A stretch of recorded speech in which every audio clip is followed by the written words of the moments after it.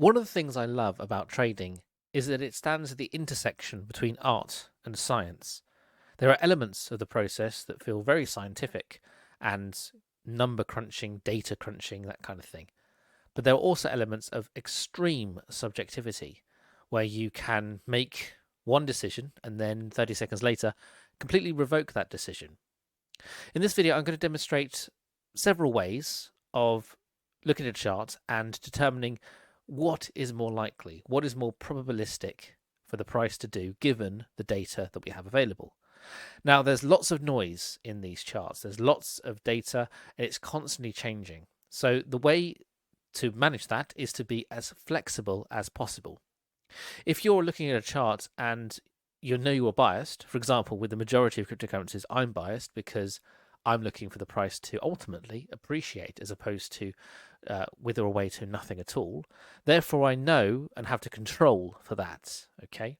You have almost like an optimism going in to your charting analysis because ultimately you realize, if you look to the fundamentals, that the statistics behind the price appreciating are a lot better than the price diminishing to zero. So, for example, looking at this Bitcoin chart, I'm actually now looking for the next leg up as opposed to the next leg down. Okay, because I believe that statistically the price increase is more likely than the price decrease in the long term. Now, one of the things about trading is timing. You can get different answers on different timescales. So if I just show you briefly, this is a week chart of Bitcoin since early days, August 2017 to the present day. Okay. And what I'm going to demonstrate here is just a brief Fibonacci ratio used to determine future price action or to determine how far the price might fall before you get an entry. So this is the Fibonacci tool itself. If we go to Fib retracement, and we're looking for ultimately a leg up. Okay, so I'm actually going to put the chart here and I'm going to look for the local extreme low, which was $3,700 or odd back in February 2020, and then go to the extreme high, which was the $65,000 region, reached most notably in summer 2021. And then I can find out a few things. First of all, okay, these numbers represent percentages of the pullback or movement of the price. We've got the 78% or 78.6%, 61.8, the 0.5, the halfway point, and the 38.2 and the 23.6. These don't tend to be used very often, okay? But the 0.78 and the 618 are very, very common indeed, okay?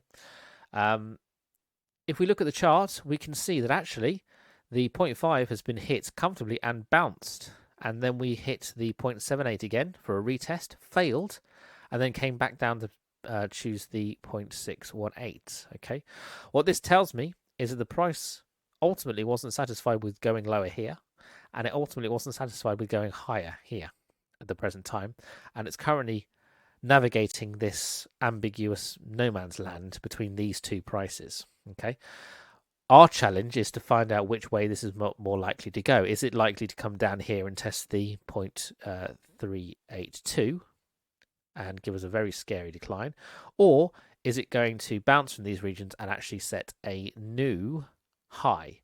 Now, if you were to ask me what that new high was, according to this, it's around about $100,000, $102,500 at the moment. Okay, so if this does fail here, it's going to come down potentially and test $27,000. But if we bounce from here rather reliably, like we did at the 0.5, okay, we could get a bounce all the way up long term, obviously, to around about $100,000. Okay, so I want to be entering here. If I'm dollar cost averaging, I could buy some here and save some if we do see a further drop. Okay, and really protect my hedge my bets basically. If we see 18, 19,000, then that's definitely something that would be a full retrace. Okay, and then I'd be looking to see whether actually the market is going to increase at all in the future. Okay, This tool can actually be really helpful, and I'm going to show a breakdown on a smaller time frame, on a shorter time frame at a later stage. I just want to mention something else before we move on to that. Okay, trend lines. Trend lines and liquidity zones are really important. If you notice, back in that example where I had the Fibonacci retracement tool up, it actually coincided, the bottom of that tool actually coincided with the previous peak. If I show you that again, just very roughly, okay, and it's important to get these around the right way because you can do them back to front, and there we go. So if you see, actually, this line here actually coincided with the top of this extreme here, which was the peak of 2017. You'll usually find that these actually match up to previous peaks and troughs because they are liquidity zones. Liquidity zones are areas of interest for traders. Okay, we're a little bit too far zoned out at the moment in this chart. There's a little too little information on this chart, but this here is a very important liquidity zone around the $35,000 region. This is also an important liquidity zone around the $60,000 region, and we're currently in a half liquidity zone here. Okay, these actually become more obvious if we zoom in on a smaller time scale. So let's have a look now at a one-day chart. Okay, on a one-day chart, we can actually see those timescales a little bit easier, and we can see those liquidity zones. Okay, so this would be a liquidity zone. Look how the price respects and hovers around this region for quite a while. Okay, same here. Okay, so that's confirmation of a liquidity zone. Okay, what that theoretically means is the price could theoretically come down and respect this liquidity zone again before moving on higher. Okay, and in order to answer that question, we need to look on a smaller time frame still. And notice how we are hovering around this region here now. Okay, and the price doesn't seem to be doing much apart from oscillating around this price here. Okay, so this is a liquidity zone. I'm actually going to draw a line on this so you can actually see that there. Okay, so liquidity zones are never specific prices. They are, $200-300 either side of a specific price. But we've reached this, bounced off, come back down, retested, broke through, and then remained higher than it. And then we've come back down to retest it. Okay. The next liquidity zone following this, if we were to move down, would be the price of most significant interest following this. Okay. Which would probably be around the $33,000 region. Okay, so looking at the chart, you can actually isolate high probability bounce and support regions. Okay, now we're currently at support. Okay, on this, we're currently testing this bottom here. Okay, so this bottom of the liquidity zone. Okay, the $40,000 region. If we break lower than this, then it's probably going to be the case that we're going to come down and test even further. So let's lose another fib, okay? And let's see what's going to be happening potentially with the price action if it does drop down. So there's two ways of doing fibs, okay? You can do them bottom up, as I did in the first demonstration, or you can do them top down, which looks for shorting activity. So that would be an example of where we're expecting the price to increase to. Okay, so if I was doing a fib on this and looking for a short-term increase, I'd be putting it at the local low, which is there, okay, alongside the local high. And we've got a price of $63,000 to be retested if we do bounce from these regions. Okay, however, if we invert the charts and put the 0 and 1 the opposite way around, okay, and use this as the low point. Actually, I'm going to use that as a low point, and then put the fib there, okay.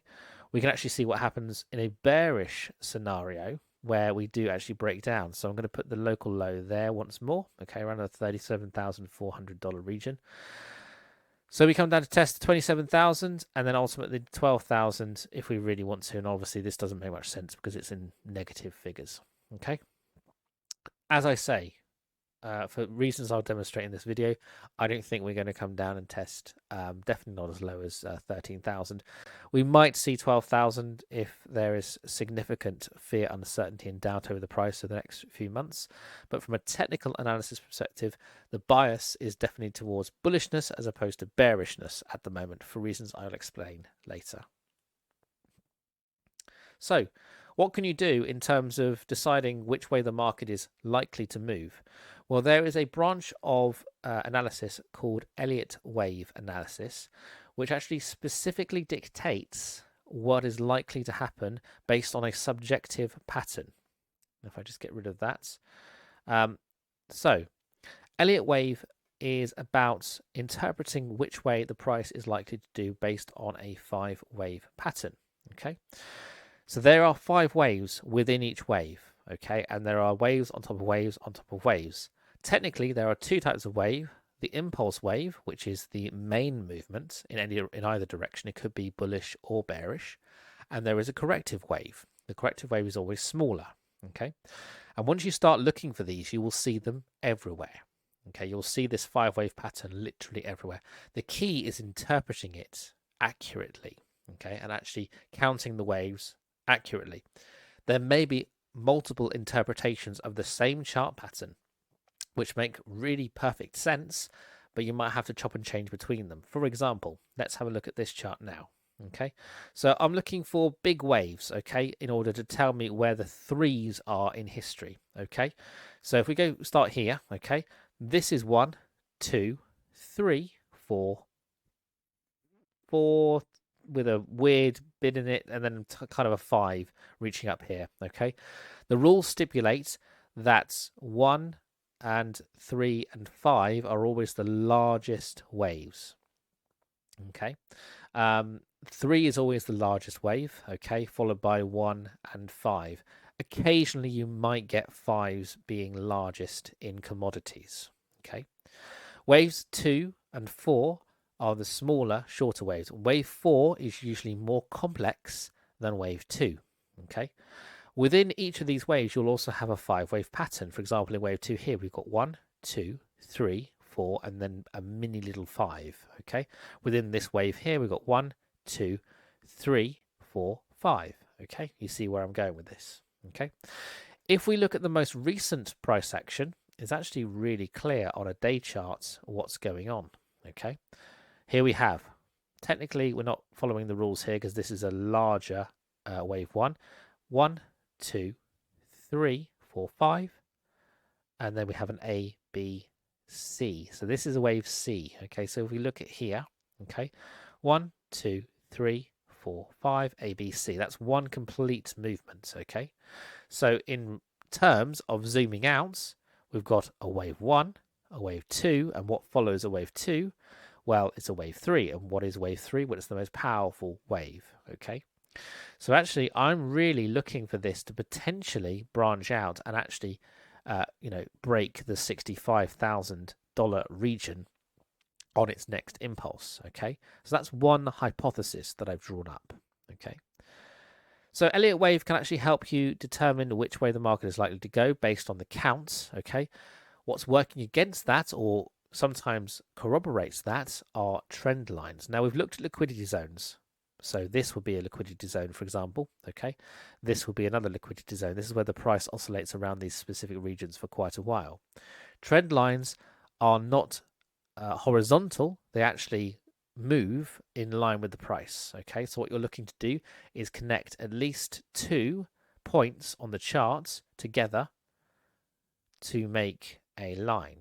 Okay, and once you have that line, you'll notice that the price tends to respect them if you've chosen adequate lines. Okay, so let's just do that here as well. And they don't have to be too rigorous, they don't have to be too right, but if they go through the majority of the pricing, they're usually better and more accurate than if they don't. Okay, the more bodies of the candles you can go through, the better, as opposed to the wick. So this line down here wouldn't be very appropriate, okay, because you're avoiding all of this price action here.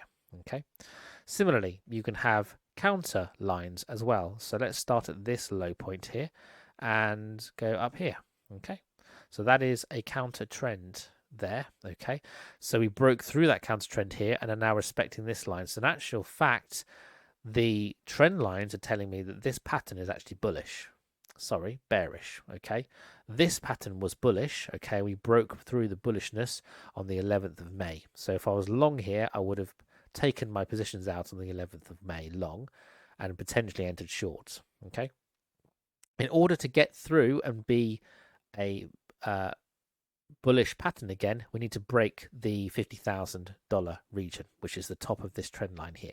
Okay, so until we breach 50,000, we are bearish on Bitcoin at the present time. Okay, what's the ultimate low? Well, interestingly, it's 23,000 at the moment. Okay, according to this trend line here. Okay, so we could drop from 41 all the way to 23 according to this chart pattern here before bouncing again and moving on higher. Okay, now once again, these trend lines are on a certain time frame, a day chart. We can actually zoom in and look on a shorter time frame. Now the shorter time frames are less weighty. Okay, there's less weight behind them. Okay, generally speaking, the more you zone out of a time frame, the more powerful that time is. Okay, so on an hour chart, I'm not really expecting much power. Okay, but there's a trend line. Okay, that's a bullish trend line. We broke through that on the 27th of August. Okay, and now we're in kind of a weird descending pattern. Okay, you can also get wedges. Okay, so this here is technically a wedge. Okay, where the price does both. It ascends and descends simultaneously. And wedges are actually a really good indication that the price is going to change direction or do something dramatic at some point, because what you've got is you've got bullish and bearish supporters here, okay, fighting it out basically. Okay, and when you get a wedge like this, the bottom is obviously being tested more than the top at the moment. Okay, so there's more action going on when the price sells off and is lower than there is when the price goes up. Okay, so if you ask me at the moment, this is a bullish signal. Okay, and we're just waiting for the market to respond accordingly and break up to this higher amount. But it looks like we're going to be toying with the idea of potentially going lower, or at least this might be a false signal. Okay, and it might be what's known as a bull trap. Okay, or a bear trap. Okay, depending on which way the market is going, and you get people who form an opinion around this level, and they think it's going this direction, and then it doesn't, and then they get caught out. Okay, so that's a brief introduction to trend lines. Okay, the more trend lines you draw, the better. Okay, the more accurate your information might be, and don't forget to extend your trend lines out as much as possible. Okay, so the more information you include, the better, because then it might actually be the case that when this breaks out, okay, it could ricochet all the way up here, okay, and then once again start respecting this trend line up here. In actual fact, the fibs I drew earlier said it was around about 62,000. Okay, by the time it had to be a pretty big movement, but we might be hitting the top of this trend line when we actually break out. So I would extend your trend lines for as much as possible in order to see future price action before it might even get there. So let's actually have a look at some different trading tools now to actually interpret what might be going on. Okay, so I'm looking at fibs, I'm looking at Elliott wave, I'm looking at trends, and I also want to introduce you to moving averages. Now, once again, moving averages are more powerful on longer time frames and less powerful on shorter time frames. Okay, so for this, I'm actually going to use a day chart to actually look at the day chart pattern moving averages over the past few months. So getting to moving averages, if we go to indicators and strategies and type in moving averages, and we want moving average exponential. The exponential means that it prioritizes more recent price action over more distant price action. So the price action over the last few days, as opposed to something that happened 90, 100 days ago. Okay, and I'm going to add 2 of those. Okay, because we want to see when they intersect and how they respect each other. Okay, so if I just delete my previous trend lines. Okay, and you can see the blue line there. Okay, and there's a green line there as well. Okay, so I'm actually going to settings and change these. I want to look at the 50-day and the 200-day, which are the most reliable indicators of whether a market is going to be bullish or bearish. Okay, and as you can see, they do intersect and interact with one another. And the last time they crossed over with any significance, okay, we actually saw a huge movement, and you can see how this line is respected. Okay, so this is actually kind of functioning like a trend line. Okay, then it crosses over, and once again, when we get a breakthrough, that trend line, we actually have a cross of the moving average as well. Okay, and this is the 50-day moving average. The 200-day obviously lags lower than this. Okay, then we have a cross, a test. Maybe we might go lower. Okay, and then we have another cross here. Okay, so if you ask me, this is an indicator that we're going to be moving up rather than down over the next few weeks and months. If we cross over here, then something else is going on. So until we get across here, okay, we are moving higher. Okay, that is the ultimate test of what's going on here. Now, interestingly, let's just have a look on a week chart what's going on. Okay, so on a week chart, the data is not very old, and we haven't really got any crosses or interactions at all. We do, however, have room to maneuver and drop down to 38,000 according to this on the 50-week chart. Remember, these are not days anymore, they are weeks.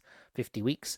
On the 200-week, we've barely even started. Okay, and that comes down to the 18,000. So that still supports that fib that we drew in the very first part of this video. Okay, this 200-day, you know, there is a reason why that is there, and that's because that is the last point of resistance on that fib ratio that we looked at.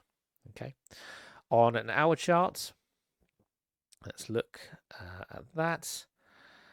Again, remember, lower time frame, more confusing. Okay, less reliable indication of what's going on, but you can see that bearishness. Okay, every single time it hits the 200 hour EMA, so this is 200 hours now because we're on hour charts. Okay, it ricochets off. Okay, ricochets off, and it's actually both underneath both the 50-hour and the 200-hour EMA at the moment. Okay, and it briefly went over, and then suddenly momentum was lost. Okay, if we look back through time, okay, bullish, always above the 50-hour EMA. Then a brief test, and then once again bullish. Okay, then a period of ambiguity where it actually crossed over. This is the noise that I'm referencing. Okay, the undulations are very uncertain, and then suddenly bearish. We're waiting to see what happens here. We might get a crossover, but remember, on an hour time frame, you're going to be getting a lot of noise with this. Let's look now at two other additional tools that you could use in order to determine what the price might do in the future. Again, this is a 2-hour chart. Okay, so RSI, Relative Strength Index. Once again, you can go to the indicators tool to actually add this. Just type in RSI and it will come up. Okay, this plots a figure of how likely a price reversal or movement is in either direction. Okay, anything above 70 and it's likely to sell off. Look at this here. So we've got up to 70 here. We got to 52,000. Then we dropped all the way down to below 30, and that was the buy region. Okay, so this will tell you very roughly if it's a buy or a sell based on the last 14 days of trading. Okay, at the moment, we are more likely to have a buy opportunity than a sell opportunity, but it's not perfect. It's at 41 at the moment. Ideally, we'd like to see this below 30 before having an absolute call on this and a buy. Okay, there's also not really that much maneuverability to the downside according to this chart. Let's actually zoom out and see what's going on a day chart. So similarly, okay, we've got a convergence. Basically, the price is going down as well as the RSI, and once again we haven't got that much room to the downside. Okay, so it's a wait and see according to the RSI. Okay, you could theoretically start buying now. Okay, we've already had a dip a little bit lower, but it's not a strong entry on the RSI. Okay, on a day chart. On a week chart, let's just have a look for fun, see what's happening there. Okay, so on a week chart, very ambiguous. We could drop either way. Okay, we're at the 50% region. Okay, so there is scope for a bigger drop down below 30. So we could get that 18,000 according to the RSI on a week chart, or we could bounce from here and start climbing and then have our big sell at 60, 70,000. Okay, so on the RSI, not very helpful on a week chart. Okay, looking at smaller time frames is more useful. Let's go back to a day chart and look at the MACD. Now, the MACD is the moving average divergence and convergence. Remember those moving averages that we saw in our previous section, okay? The MACD basically tracks how much these converge and diverge, okay, in order to determine what the price is likely to do, okay? And when the MACD is not moving in the same direction as the price or the trend, then that's where you need to start paying attention. Okay, so let's just give you a brief example of when that might occur. Now remember, this is a day chart, okay, so it's relatively powerful, but notice the last time we actually started to see a big rejection of price moving higher, the price did actually climb slightly, albeit sluggishly, but look what the MACD was doing. It was coming down. Okay, so this was a clear indication that a top was basically in. The price was climbing, but the moving averages were not supporting that climb. Okay, they were supporting the climb earlier in the year, okay, when we had this first peak, and then again, once again, okay, so we had a higher high here alongside the price, but these were higher highs with the MACD not agreeing on showing divergence as opposed to convergence. Opposite to that, we've actually got convergence here, okay, price moving down, MACD moving down, okay. This supports a further movement to the downside, okay, until these lines cross, okay. So until this crosses over, we are going to still continue down. Now this could change very quickly, okay, and if we actually look on a smaller time frame, we may have already crossed over. Okay, we are crossing sort of almost at this time, okay. This is a reflection of the ambiguity of the price at the moment, okay. So it's crossing all over the place. Remember, we're on a small time frame. It's crossing here and oscillating, so it's not particularly helpful on a small time frame. Let's look at a week chart just to see where we might be, and I'm going to have to zoom out. Okay, so on a week chart, we are testing, okay, we're testing that intersection. We're finding out whether the market wants to go down, okay, but notice we still have convergence, okay, the price is moving down, we've got a cross over there, okay, we could see a large drop to the downside, okay, according to this week chart. Then again, we've only just started testing it, okay? If we have a large purchase, this will reject and we'll start to continue through and we'll have momentum to the upside, okay? So I'm watching carefully on a week chart to see where the price might go. On a day chart, okay, we're still very much of the descending nature, but starting to tail off. If this line crosses over, then the week chart starts to look a little bit invalidated, and we could see a large movement to the upside. This volume data here indicates there's more selling action than buying action at the moment, but that could reverse relatively quickly. And then on an hour chart, not that it's particularly worth looking at an hour chart for MACD, we're starting to turn round, okay? We are starting to have that momentum, but that could very easily be wiped out very quickly, okay?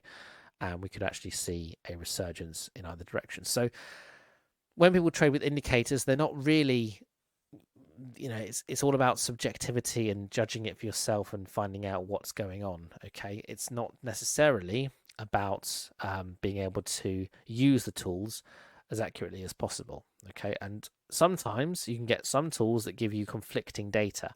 So you can have an RSI that clearly looks like it's going to be, you know, a sell, and then the price continues, particularly with cryptocurrency, just because it is so volatile and so dramatic sometimes in price, okay? So let's just do one last fib, okay, just to see where we are on a small time frame, on an hour time frame, and just to actually see where the price structure is in terms of the local position, okay? Because we looked at the MACD and the RSI, and they're kind of indicating that this could be a reversal point, okay? So let's put the peak there and the trough there. Okay, wow, look at that. Fantastic line up there. Literally 41,000 is the 0.5, okay, of these two areas, okay? So what does that mean? Well, we could theoretically see a drop to 38, okay, and this might complete this pattern. So let's have a look here. 1, 2, 3, 4, 5. 1, 2. This is ABC actually. This is the ABC, okay? So this is on a local time frame, on an hour time frame, okay? This could be the end of a pattern, and the 1, 2, and 3 that I mentioned. It all depends on where we think we're going to stop with this. Could it drop down to 38,000? Yes, it definitely could. Okay. I don't think it will drop as low as 34.2. Okay, but theoretically it could complete that movement.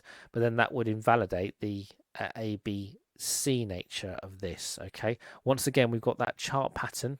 Okay, that I mentioned, the wedge. Okay, which looks bullish. Okay, so I would say between here, 41,000 and 38,000, we're going to get an entry. So I would enter a small amount here, maybe half of my capital, okay, long, just to take advantage of that, and I'd save another half for 38,000 odd, depending on how vigorous or how confirmed this breakout is, if it does decide to break to the downside. Remember, we've got 1, 2, 3, 4, 5, 6 tests of this wedge structure to the downside, and only 1 and 2 tests to the upside. Okay, so there's definitely more buying power going on here, because it's rejecting this every single time we are moving south, basically.